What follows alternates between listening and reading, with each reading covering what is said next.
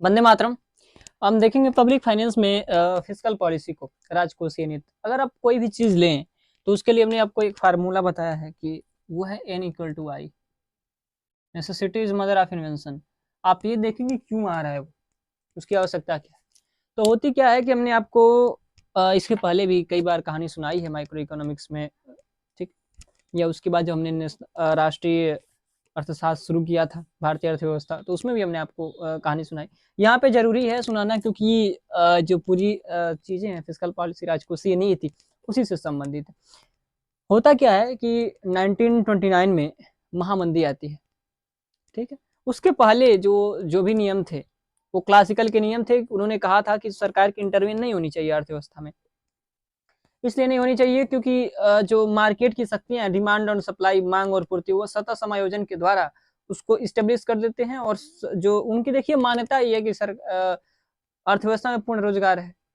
कोई यहाँ पे क्या है, अनैच्छिक बेरोजगारी नहीं है, ऐच्छिक बेरोजगारी, ठीक है।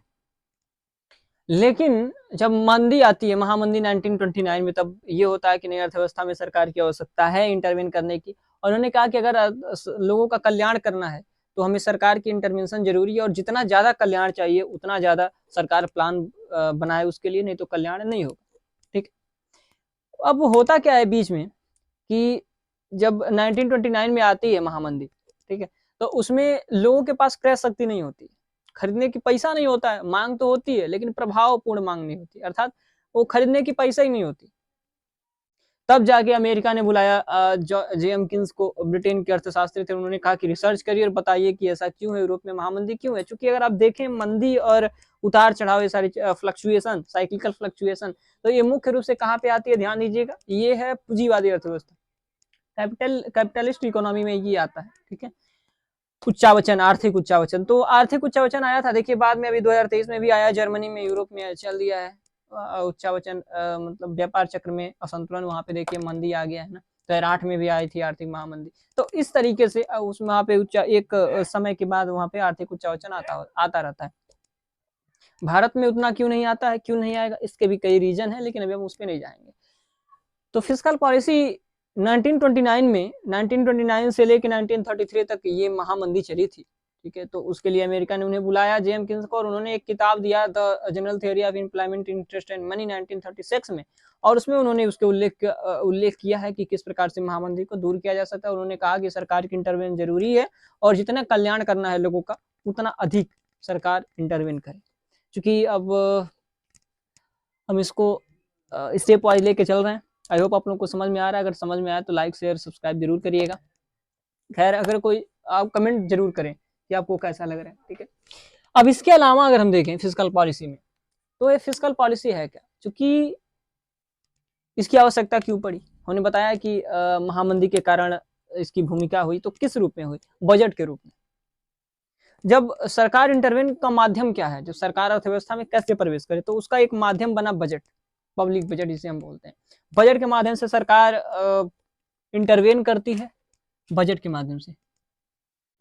और जब बजट के माध्यम से सरकार प्रवेश करती है, जैसे मान लीजिए 2023 में प्रवेश किया, 2023 में कोई नियम बनाया बजट में, लेकिन उसको चेंज करना है। जैसे मान लीजिए 2023 में, 2024 में जब वो देगी बजट, जब पेश होगा, तो सेम नहीं रहेगा, उसमें कुछ ज्यादा बदलाव तो नहीं, लेकिन कुछ बदलाव होंगे।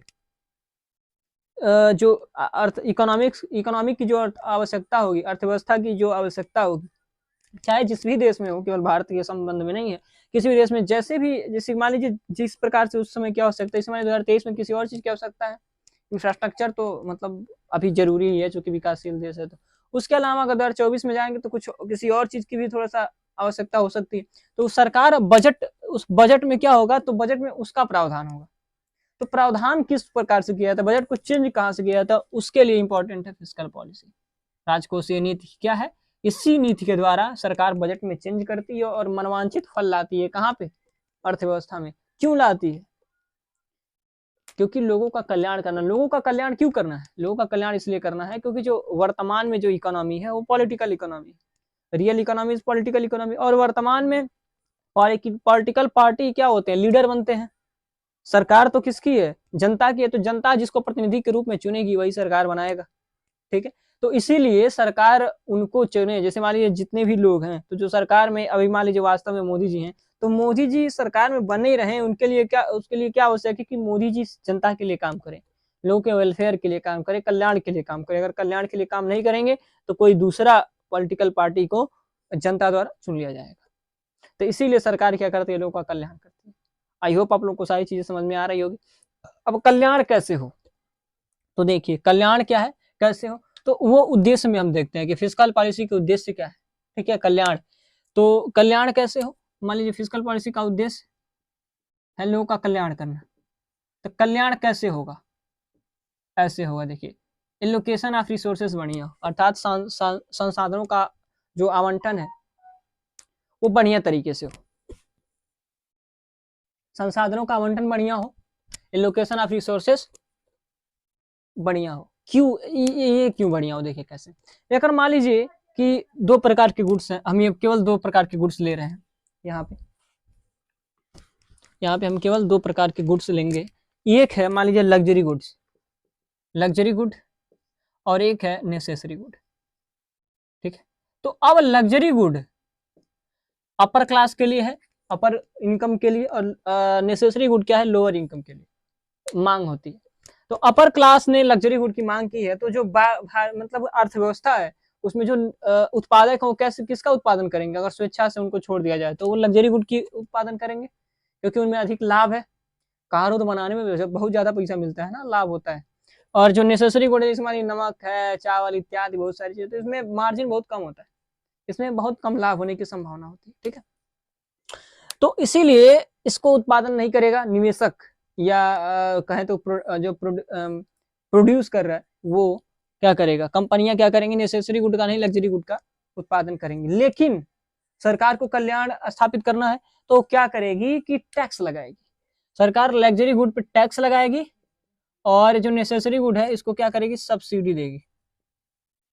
ठीक है, तो जैसे ही सब्सिडी देगी नेसेसरी गुड में, तो यहाँ पे जो निवेशक हैं, जो उत्पादक हैं, वो क्या करेंगे, नेसेसरी गुड का उत्पादन करेंगे, और यहाँ पे भारी जब टैक्स लगाएगी तो यहाँ से उनको लाभ कम होने लगेगा, जिससे वो इसका उत्पादन बंद करेंगे। तो जो लोअर इनकम ग्रुप है, जो अधिकतर होते हैं, बहुत ज्यादा लोअर इनकम ग्रुप की मात्रा बहुत ज्यादा है विकासशील अर्थव्यवस्था में, और लग्जरी गुड का जो है वो बहुत कम ऐसे लोग हैं जो बहुत अमीर है, क्योंकि जो विकासशील देश होता है उसमें क्या होते हैं कि जो बहुत कम लोगों के पास बहुत ज्यादा आय होता है, बहुत ज्यादा लोगों के पास बहुत कम आय होता है। तो इसीलिए अगर उनको क्या करना है, मुश्किल, अगर आप देखें विकास की बात तो केवल किसके लिए, विकासशील देशों के लिए है, अगर ध्यान दे तो। ठीक है, विकास की बात, कल्याण की बात वहीं पे सबसे ज्यादा जरूरी है, किस पे, विकासशील देश में। अन्य जो विकसित देश है उसमें अधिकतर लोग क्या होते हैं कि अमीर होते हैं। ठीक है, अब देखिए, तो नेसेसरी गुड सब्सिडी देगी और यहाँ पे टैक्स लगाएगी, तो क्या होगा, नेसेसरी गुड का उत्पादन होगा, जिससे सर लोगों का कल्याण होगा। ठीक है, तो पहले कल्याण इस रूप में, एलोकेशन ऑफ रिसोर्सेज। दूसरा इक्वल डिस्ट्रीब्यूशन ऑफ इनकम। अब मान लीजिए जो अपर ग्रुप है, मैंने बताया कि उसके पास बहुत ज्यादा पैसा है, और विकासशील देश में ऐसा होता है कि मान लीजिए 2% लोगों के पास 98% आय है, 90% आय है, और 98% लोगों के पास 10% आय है पूरी अर्थव्यवस्था में। तो ये क्या है, इनकम का डिस्ट्रीब्यूशन विषम है, इक्वल नहीं है, अनइक्वल है। तो ये क्या करेगा, तो इसको मेंटेन करना क्यों जरूरी है, क्योंकि जो अपर ग्रुप है और लोअर ग्रुप है, तो इन दोनों के बीच संघर्ष शुरू हो जाएगा, that is called class struggle. देखिए मार्क्स कहते हैं ना, इन्होंने, मार्क्स ने इसका एक कॉन्सेप्ट दिया था वर्ग संघर्ष का। उन्होंने कहा था कि जो भी इतिहास की घटनाएं हैं वो वर्ग संघर्ष का परिणाम है। तो इसीलिए दोनों के बीच क्लैश ना हो, क्योंकि जब क्लैश होगी तो सिविल वार हो जाएगा। ठीक है, अपने ही सामानों को लोग हानि पहुंचाएंगे, तो इसीलिए वर्ग संघर्ष ना हो, उसके लिए क्या करते हैं, जो सरकार है वो ऐसा प्रोविजन करती है कि जो हाई इनकम ग्रुप है उस पर ज्यादा टैक्स लगा दे, इनकम टैक्स लगा दे 30% इसमें भारत में है, तो इनकम टैक्स लगा देती है, और फिर जो यहाँ पे लोअर ग्रुप है उनको गवर्नमेंट एक्सपेंडिचर, उसका गवर्नमेंट एक्सपेंडिचर करती है, इनको रोजगार मिलता है, और बहुत सारी चीजें करती हैं, ताकि जो इनके पास आय है अपर क्लास के पास, अपर क्लास से क्या हो जाए, लोअर क्लास के पास चलिए। ठीक है, नंबर थर्ड हम देखते हैं वो है price stability. Number third is price stability, price कीमत स्थिरीकरण। ये क्या है, अगर मान लीजिए सरकार के ये भी उद्देश्य है कल्याण के लिए, सरकार इसका भी प्रोविजन करती है कि कीमत स्थिर हो किसी भी चीज का। जैसे मान लीजिए कि अगर आपके पास एक बिस्किट खरीदने जाते हैं 10 रुपए का, तो अगर पता चले कि कल वही 15 रुपये हो जाए, वही परसों 25 रुपया हो जाए, तो दिक्कत होगी ना। तो इसमें लोग खरीदने में संकोच करेंगे। अगर किसी की इनकम 50,000 है तो कैसे खरीदेंगे? कोई भी अपने जो चीजें हैं, जो अपनी बजट है, उसको स्टेब्लिश नहीं कर पाएगा। पता नहीं कब किसकी कीमत बढ़ जाए, कब खत्म हो जाए, तो खर्च नहीं करना चाहेगा। तो जब खर्च नहीं करेगा तो वहां पे प्रोडक्शन नहीं होगा, बहुत सारी चीजें नहीं होगी, तो कोलैप्स कर जाएगा मार्केट।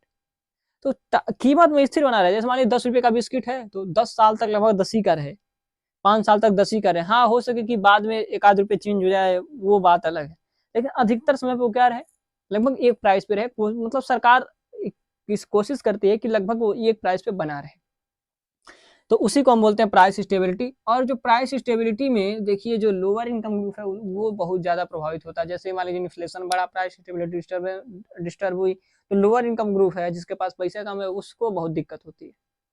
तो सर, अगर मान लीजिए पूरी जनता का कल्याण करना है तो क्या करना है, हमको सभी को ध्यान में रखें ताकि सबका कल्याण हो, उसको लेके चलना है। तो इसीलिए सरकार इन तीनों का प्रोविजन का, location of resources, equal distribution of income and price stability के द्वारा लोगों का कल्याण करती है। एक और चीज है जीडीपी ग्रोथ या नेशनल इनकम ग्रोथ, ठीक है, राष्ट्रीय आय का ग्रोथ, ठीक है।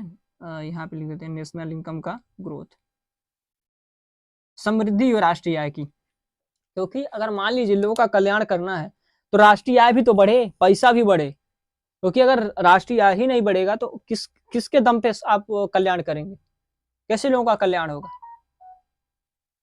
ये बहुत जरूरी है। सरकार का जो उद्देश्य है, एलोकेशन ऑफ रिसोर्सेज और बहुत सारी चीजें, प्राइस डिस्ट्रीब्यूशन, प्राइस स्टेबलाइजेशन, ठीक, तो डिस्ट्रीब्यूशन ऑफ इनकम, तो जीडीपी ग्रोथ रेट, तो इसके लिए सरकार क्या करती है, प्रोविजन करती है, अपने टूल्स में परिवर्तन करती है। किसके द्वारा? फिस्कल पॉलिसी के द्वारा। फिस्कल पॉलिसी के टूल्स के द्वारा। जैसे मान लीजिए बजट में परिवर्तन करती है, बजट में परिवर्तन करेगी तो फिर अगले साल वो क्या करेगी, इंटरवेन करेगी गवर्नमेंट अपने उद्देश्य के अनुसार कि वो कैसा चाहेगी, वो साल भर तो देखती है कि कैसा स्थिति है, फिर उसके अनुसार वो देखती है क्या आवश्यकता है, उसके अनुसार वो क्या करती है, काम करती है, ठीक है। अपने मनवांछित फल लाने के लिए क्या करती है सरकार, उसमें इंटरवेन करती है।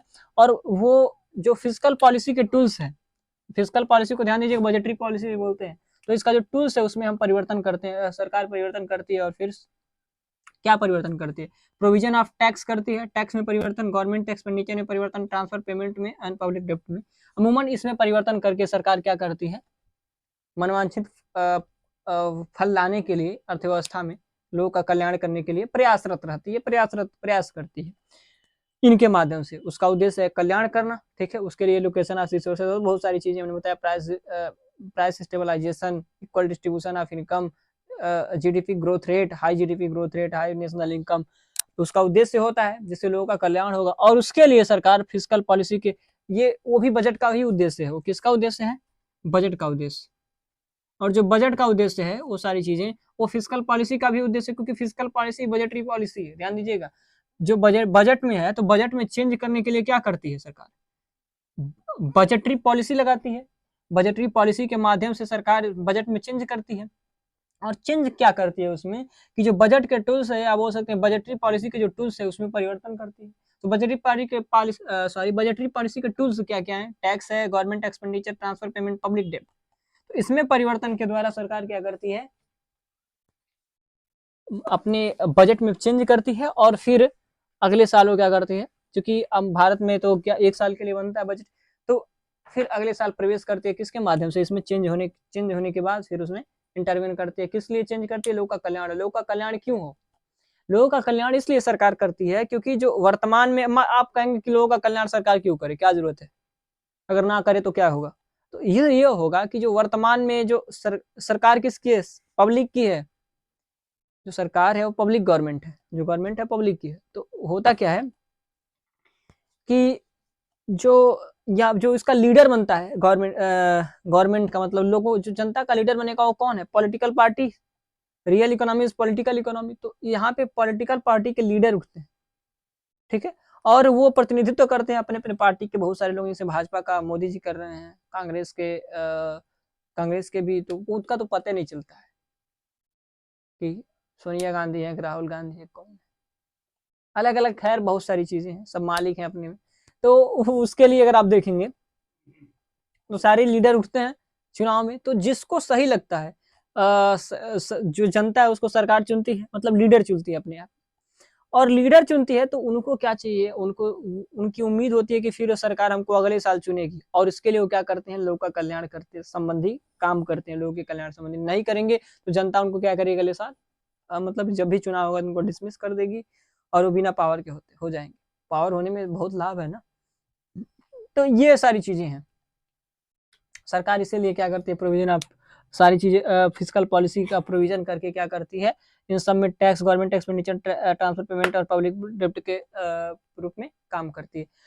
अब देखेंगे कि ये काम कैसे करता है, कि जो टैक्स है और ये सारी चीजें ये काम कैसे करते हैं, इसको हम अगले वीडियो में देखेंगे। फिलहाल के लिए हम जान लें कि जो टैक्स है उस पर सरकार जो हाई इनकम ग्रुप है उस पर टैक्स लगा के लोअर इनकम ग्रुप को देती है, गवर्नमेंट एक्सपेंडिचर करते हैं, जिससे जिनके पास पैसा नहीं उनको रोजगार मिलता है, उनके पास भी आय की क्षमता दूर होती है। ट्रांसफर पेमेंट होता है तो जो मान लीजिए पेंशन योजना है, बहुत सारी चीजें, स्कॉलरशिप योजना है, किसान में जन्म पीएम किसान सम्मान निधि योजना है, तो इसके द्वारा क्या करते हैं, इनको क्रय शक्ति मिलती है, बल मिलता है। ठीक है।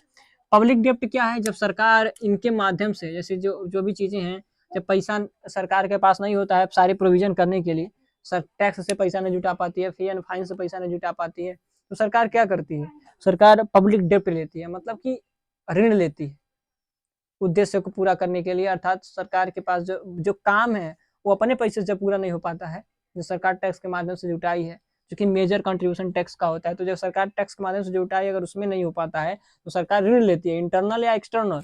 ये दो प्रकार का होता है, एक होता है इंटरनल, ठीक है, और एक होता है एक्सटर्नल। तो आंतरिक और बाह्य, आंतरिक क्या है, जो देशी ऋण होता है जिसे हम देशी ऋण बोलते हैं, जो एक्सटर्नल है उसे बाह्य ऋण बोलते हैं। इंटरनल में क्या हो सकता है, आरबीआई है और बहुत सारे उद्यमी से ले सकती है, पेपर बेच सकती, आपने देखा है किसान विकास पत्र इत्यादि है। बाह्य ऋण में विश्व बैंक है, आईएमएफ है, वर्ल्ड बैंक है, बहुत सारी संस्थाएं काम करते हैं विश्व में जो दे सकती है। ठीक है, किसी देश से ले सकता है ऋण सरकार। तो पब्लिक डेट तो ये सारी चीजों का प्रोविजन करती है। तो एक काम कैसे करता है, नेक्स्ट वीडियो में हम इसको देखते हैं। अभी के लिए बस इतना ही। आई होप आप लोगों को समझ में आ रहा होगा, समझ में आया तो कमेंट, लाइक, शेयर जरूर करें, अगर ना समझ में आए तो भी कमेंट करें। ठीक है, आज के लिए बस इतना ही। वंदे मातरम।